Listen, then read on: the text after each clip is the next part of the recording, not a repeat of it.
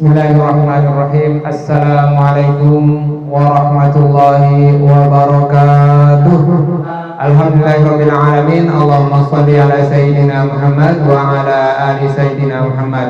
Yang kami hormati Bapak Kepala SDIT Insan Qurani Ustaz Sudirman SPD, yang kami hormati para guru, yang kami muliakan, kami banggakan para orang tua, wali murid, siswa-siswa SDIT Insan Qurani. Alhamdulillahirrahmanirrahim, kita masih sehat, kita masih kuat, insya Allah tidak kurang satu apapun. Dan dengan nikmat yang diberikan oleh Allah, mudah-mudahan kita terus mempertahankan untuk ibadah di jalan Allah Subhanahu wa ta'ala. Dan salah satu di antara jihad yang utama itu adalah jihad di bidang ilmu dan pendidikan. Kenapa? Karena tinta para ulama ditimbang setara dengan darah para syuhada.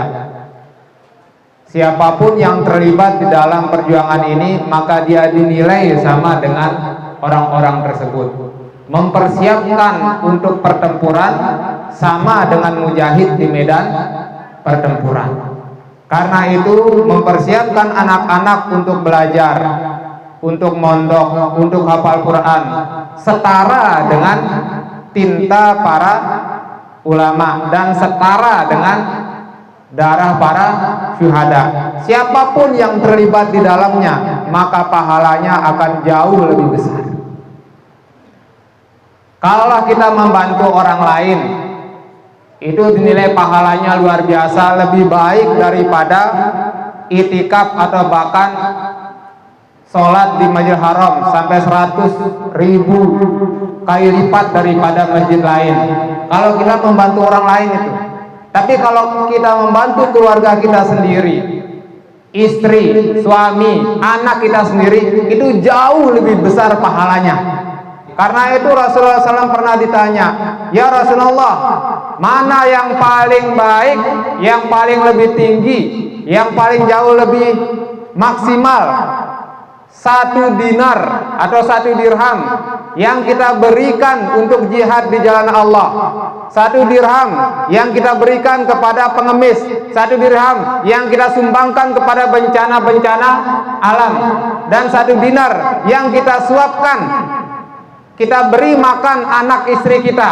Maka Rasulullah SAW mengatakan bahwa yang paling baik di antara semuanya adalah memberi nafkah kepada keluarga kita sendiri.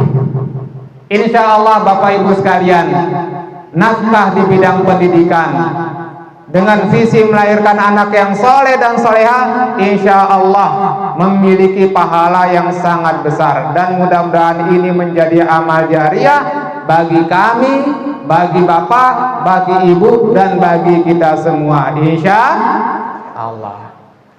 وَلْيَخْشَى الَّذِينَ لَوْ تَرَكُوا مِنْ خَلْفِهِمْ ذُرِّيَّةً ضِعَافًا خَافُوا عَلَيْهِمْ فَلْيَتَّقُوا اللَّهَ وَلْيَقُولُوا قَوْلًا سَدِيدًا. Hendaklah kalian takut, wahai kaum muslimin, jika meninggalkan anak-anak atau generasi yang lemah setelah kita, yang lemah di belakang kita. Kenapa digunakan kata takut? Karena kalau kita abai dalam pendidikan anak, meninggalkan generasi yang lemah, ada konsekuensi yang akan kita terima di akhirat, di masa yang akan datang.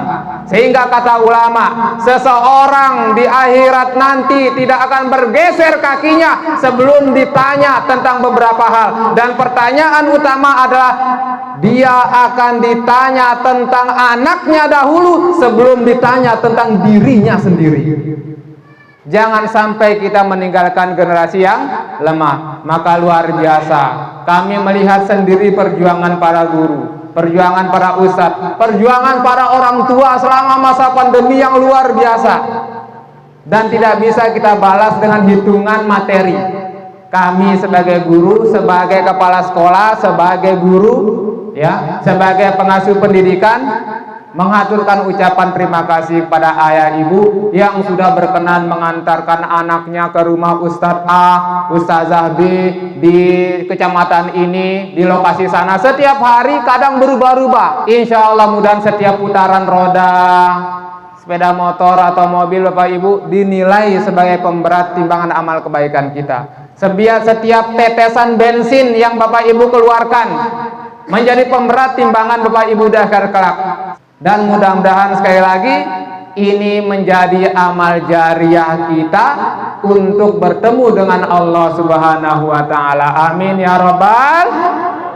Bapak Ibu sekalian, di SDIT Insan Qur'ani ini Bapak Ibu sekalian, kami insya Allah dan terus mengupayakan kualitas pendidikan yang lebih baik, baik kualitas atau kuantitas.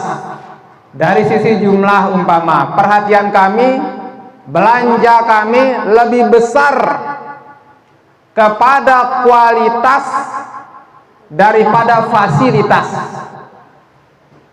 Kalau kita diadu fasilitas kita dengan sekolah lain, kita mungkin bisa kalah telak. Tapi untuk kualitas Bapak Ibu sekalian, dulu kalau masih di sekolah bawah, waktu di samping SMP 1, masih ada 2 guru dalam satu kelas. 2 guru dalam satu kelas. Merasa kurang, kita tambah menjadi 3 guru. Merasa belum maksimal, kita tambah menjadi 4 guru. Merasa belum maksimal, kita tambah menjadi 5 guru dalam satu kelas. Merasa belum maksimal, kita tambah hingga 6 guru. Dengan 6 guru satu kelas, mudah-mudahan dengan rasio 1:5 dengan siswa, mudah-mudahan ini bisa maksimal diupayakan. Ditambah dengan kegigihan Bapak Ibu, dengan kekuatan Bapak Ibu, dengan doa restu Bapak Ibu, insya Allah melancarkan pendidikan kita. Untuk itu sekali lagi kami ucapkan terima kasih. Kalaupun ada sekolah rasa privat, inilah dia. Dan insya Allah yang paling siap menghadapi masa pandemi corona, insya Allah SDIT Insan Qur'ani. Kenapa Bapak Ibu sekalian? Kalau sekolah lain dilarang berkumpul, kenapa? Karena wajar 1:30, 1:15. Maka ini yang membuat kita berbeda dengan yang lain. Ikhtiar ini dari 2 guru menjadi 3, 4, 5, 6. Ini adalah ikhtiar kami yang maksimal. Tapi ada satu pamungkas kami. Dan tetap kita minta doa restu Bapak Ibu sekalian. Ada satu pamungkas kami.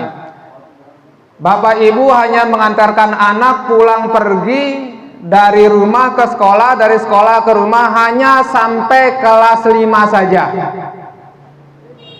Sampai kelas 6 stop. Karena ada pondok tahfiz Insan Qur'ani. Sebelum tamat SDIT Insan Qur'ani, seluruh siswa SDIT diwajibkan untuk mondok 1 tahun dan diasuh secara khusus oleh para hafiz dan hafizah, sehingga target pembelajaran 6 tahun 6 juz itu insya Allah akan tercapai. Ini ikhtiar pamungkas kami. Yang lain-lain sama doa restu Bapak Ibu sekalian. Bagaimana posisi pondok tahfiz ini? Dia berada setara dengan SDIT.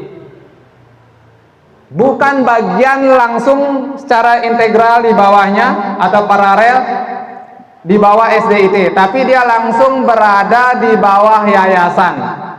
Dan antara yayasan dengan SDIT sudah membuat atau menginstruksikan bahwa wajib siswa SDIT mondok 1 tahun. Jadi ada kepala SDIT tersendiri supaya lebih bagus manajemen dipisah. Ada kepala pondok tahfiz Insan Qur'ani secara tersendiri dan dipegang oleh para hafiz dan hafizah. Alhamdulillah.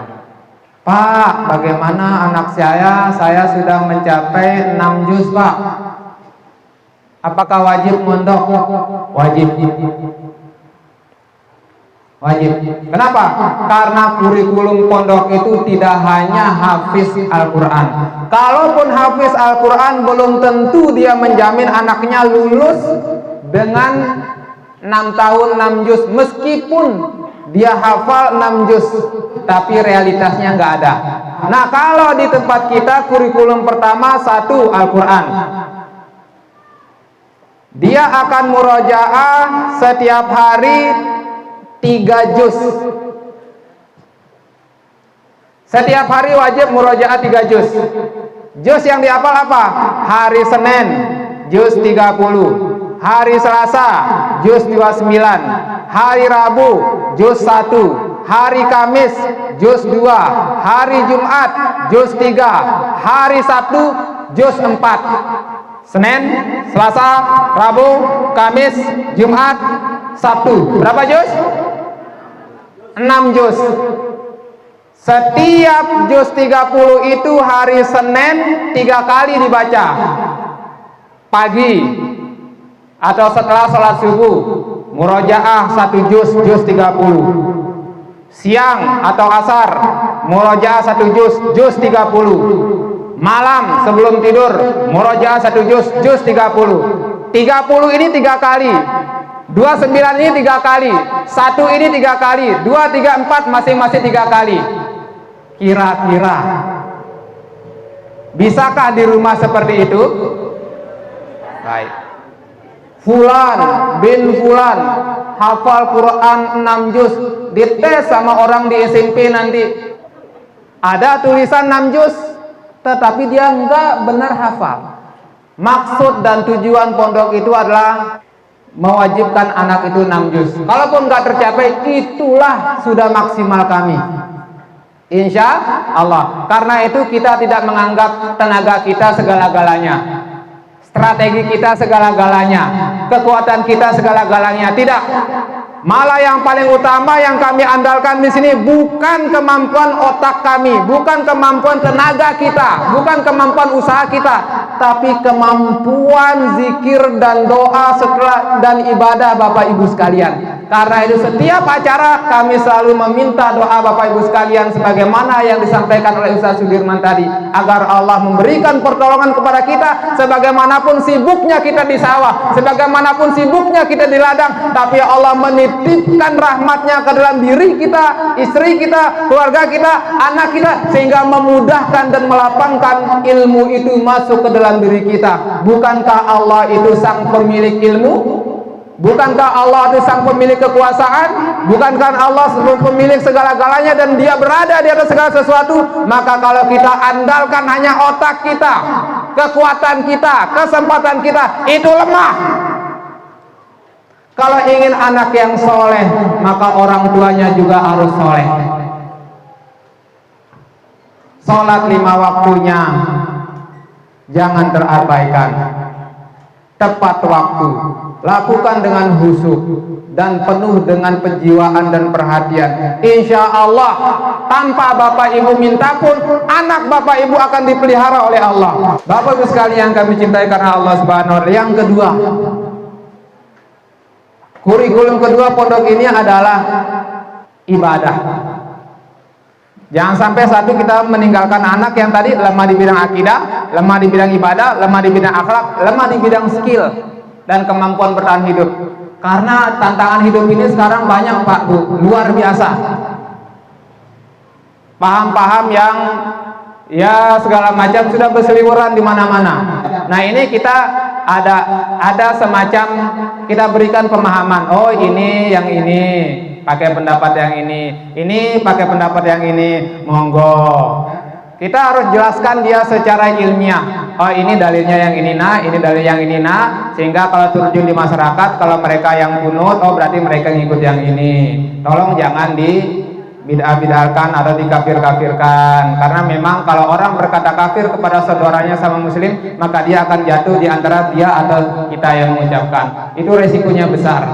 Jangan sampai mudah seperti itu. Karena itu kita berikan secara ilmiah di tengah-tengah, dan nanti anak juga akan memilih di masa yang akan datang. Kita arahkan dulu dia secara ilmiah. Ini dalilnya yang A, ini dalil yang B, ini dalil yang C, dan seterusnya. Ini secara fikih dan secara akidah nanti kita akan luruskan, kita jaga betul. Ibadah, sholat mereka harus tahu arti dan maksud dari yang mereka ucapkan. Sholat dari Allahu Akbar. Kalau kita bertanya ke Bapak Ibu, dari takbiratul ihram sampai dengan salam, berapa persen yang kita tahu artinya? Adakah 100%? Ada 1-2 orang yang bisa bahasa Arab, tapi mayoritas kaum muslimin tidak mengerti apa yang mereka ucapkan. Maka anak-anak SD itu dari wudunya mereka ngerti, dari takbiratul ihram sampai dia salam, sampai dia zikir setelah sholat, dia mengerti lafaz, gerakan sekaligus dengan arti plus maknawiyahnya, sehingga penjiwaan sholat itu dia dapat tidak hanya sekedar menggugurkan kewajiban. Bagus nggak kurikulumnya Bapak Ibu sekalian? Rela nggak anaknya untuk ditinggal sebentar saja? Karena kita akan latih dia Qur'annya, yang kedua ibadahnya. Harus ngerti dia dari takbir sampai salam. Apa maksudnya? Apa artinya? Karena kamtur ya umir dong belum tentu 100% tuh pahami apa itu ucapkan. Ya siapa Ibu? Nah sampai terulang kan generasi kita. Jadi mau generasi lemah, amanat. Adik ketelu, akhlaknya kita perbaiki. Nah sampai tuh kita hafal Quran tapi tidak beradab kepada ayahnya, hafal Quran tapi nggak sopan sama ibunya. Jadi jangan sampai dia hafal Quran tetapi nggak sopan sama ayahnya, nggak sopan dan nggak beradab sama ibunya, nggak nurut. Nah, alo beli minyak gas, nuba. Nah, alo berentas, kesagun. Yang kesagun. Nah, alo ngepel, nuga. Yang sampai seperti itu. Nah ini kita nggak mau ada anak yang pintar dari sisi Al-Quran tapi nggak beradab. Ada orang tua mantu nangkang TV jinalengan nus blik tabe-tabe ya lontak. Meskipun lontak nes ya kan kurang ajar sih ngeden. Nongka beling apa? Tabe. Amin liwat tuh di kita wajib tabe. Ada training di kita di takdid yang diucapkan sama Ustaz Sendiri. Ada training tabe. Amin liwat harus tabe.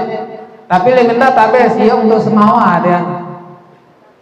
Karena semawata adat basendiko Sarah. Jadi kita ada tabe, ada permisi. Nah sampai pas tuh mantu orang tua nangkang TV, elontak neh, elontak imah, apalagi elontak perana, itu langsung ditegur. Jangan sampai dibiarkan. Kenapa? Karena dia belum mengerti, maka wajar kita ajarkan setiap hari. Ingatkan, insya Allah sedang batu ka po bongkang, kenaling ai adi lemahnan, apalagi hati kita Tude masih bersih, masih bisa tuh ajarkan. Jangan bosan-bosan, lamin mungkin nyanurwa berentas setotang, lamin nurwa sebersih kamar pang tulung setotang, lamin nurwa beli minyak gas setotang. Wajib nas ya semanja-manja. Siap Bapak Ibu? Bapak Ibu yang kerja di sawah ladang, ajak dia. Nah sampai tulis sekolah kau anak jangka bapak mata ibu mbak es ya di kerja bang salah total. Libatkan dia meskipun tidak harus maksimal. Ada pendeng tahu kita lo kerja angkat segala macam itu pendidikan yang luar biasa. Ndak bang sekolah dia si tangga. Kenapa? Karena langsung dia langsung berentas, langsung ngepel, langsung apa. Nah maka yang keempat yang harus ada di SDIT Itan Qurani di samping akidah, ibadah, adab, skill. Skill yang pertama yang harus dikuasai oleh anak pondok insan Qurani adalah masak, mencuci, setrika. Dan dia kita latih kemandirian sebelum mungkin Bapak Ibu kirim ke pondok manapun. Masak, cuci, setrika. Yang kedua skillnya Bapak Ibu sekalian, dia punya skill di sini. Di belakang itu ada pondok, sudah 2 bangunan, insya Allah sudah sekitar 60-70% selesai, 60-an%. Situ mereka akan mondok. Nah di samping pondok itu ada lahan hidroponik 2 are, ribuan sayur kita akan tanam, ribuan lubang sayur hidroponik. Ada pakcoy, ada bayam, ada kangkung dan lain-lainnya. Di bawahnya ada ikan 14 sampai 16 ribu ekor lili. ini dihajatkan untuk makan minum anak-anak, ya, lili dan sayur-sayuran yang kita tebar secara periodik yang bisa memungkinkan untuk panen setiap hari. Nah, itu tebar sekaligus, gue sekaligus nonda pangkuite. Mungkin ada yang bertanya, Bapak Ibu, kok lili saja? Apa enggak yang lain? Apakah anak-anak ini paginya lili lagi, siangnya lili lagi, malam lili lagi, belum gempunang gitu deh. Gampang Bapak Ibu sekalian, lilinya kita jual di ibu-ibu, di bapak-bapak, uangnya di bawang ku amat, beli murarit. Tepuk tangan. Sayur kangkungnya saya jual ke bapak-bapak, uangnya tuh beli mu ayam potong.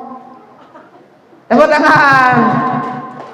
Sayurnya, lelenya kita uangkan, jual di ibu-ibu, di guru-guru, di masyarakat sekitar, di bapak-bapak, di tetangga dan relasinya. Uangnya kita gunakan untuk membeli ikan yang disukai oleh anak-anak. Karena itu ada skill yang ke-5 atau ke-6 yang harus dikuasai oleh anak-anak. Dia memiliki skill wirausaha. Di depan Bapak Ibu ada mitramat, sangat sederhana. Ruang kelas 1 saja. Di sebelah sana ada cukurnya, pangkas rambut. Di sebelah sini ada toko sembako yang baru kita buka. Karena itu kita mohon doanya Bapak Ibu sekalian untuk kelancaran ekonomi kita bacakan Al-Fatihah. Al-Fatihah. Begitulah cara kami menghidupkan ekonomi. Kenapa? Karena pondok tahfiz ini dihajatkan gratis buat siswa SDIT Insan Qurani. Sehingga saya katakan dibedakan, pondok tahfiz ada manajemen sendiri, SDIT ada manajemen sendiri. Yang gratis itu adalah pondok tahfiz. Kapan dia menjadi siswa SDIT? Kapan dia menjadi siswa pondok tahfiz? Pada saat bel masuk sekolah sampai bel pulang sekolah, dia statusnya menjadi siswa SDIT Insan Qurani. Saat bel pulang sekolah sampai besok paginya menjelang masuk, dia menjadi siswa pondok tahfiz Insan Qurani. Hafal Quran 3 juz dalam sehari. Sholatnya kita perbaiki, kita servis. Akhlaknya kita servis. Insya Allah setelah keluar dari sini, mudah-mudahan sesuai harapan saya, harapan ibu, harapan kita semua, anak-anak kita menjadi anak yang soleh dan soleha. Bapak Ibu sekalian, karena kami mengajarkan gratis buat pondok ini, bagaimana cara makan anak-anak? Pertinya ini adalah memlok cara mangan tudi men gratis Ustaz. Sedang data bayar ada sekitar 70 lebih guru dan karyawan. Saya badas ya, 70 lebih guru dan kertas luwe ruang kelas, tapi guru dan karyawannya itu ada 70 lebih. Miluk cara siap biaya Ustaz, gampang. Allahumma rzuqna rizqan halalan wasi'an mubarakan innaka anta khairur raziqin. Allahumma aftah lana abwaaba rizqi minas samaa'i wal ardi innaka anta khairur raziqin. Yang kedua Bapak Ibu sekalian, harus ada upaya kita. Kalau ini digratiskan, harus ada upaya kita. Siap membantu kami Bapak Ibu? Karena ini gratis, caranya gimana bantu kami? Kalau beli beras, berilah di tempat kami. Kalau beli minyak, belilah di tempat kami. Kalau beli telur, berilah di mitramat kami. Kalau beli pempes, berilah di tempat kami. Kalau beli tisu, berilah di tempat kami. Sedang pang mitramat Indomat ka posia belanja. Bamasa pang sekolah sendiri tidak belanja. Ketimbang belanja di tempat lain, belanjalah di tempat kami. Insya Allah mudah-mudahan dengan ini membantu kita semuanya, kemandirian kita, dan ke depan ada unit lain. Bapak-bapak plus anak-anaknya laki-laki, sila mau lamin kan bilu bulu sia bercukur pang mitra mat. Mungkin layanannya tidak maksimal seperti yang lain, tapi insya Allah mudah-mudahan Bapak Ibu bisa berlangganan hanya 10.000 per kepala, dipukul rata baik anak kecil maupun orang dewasa.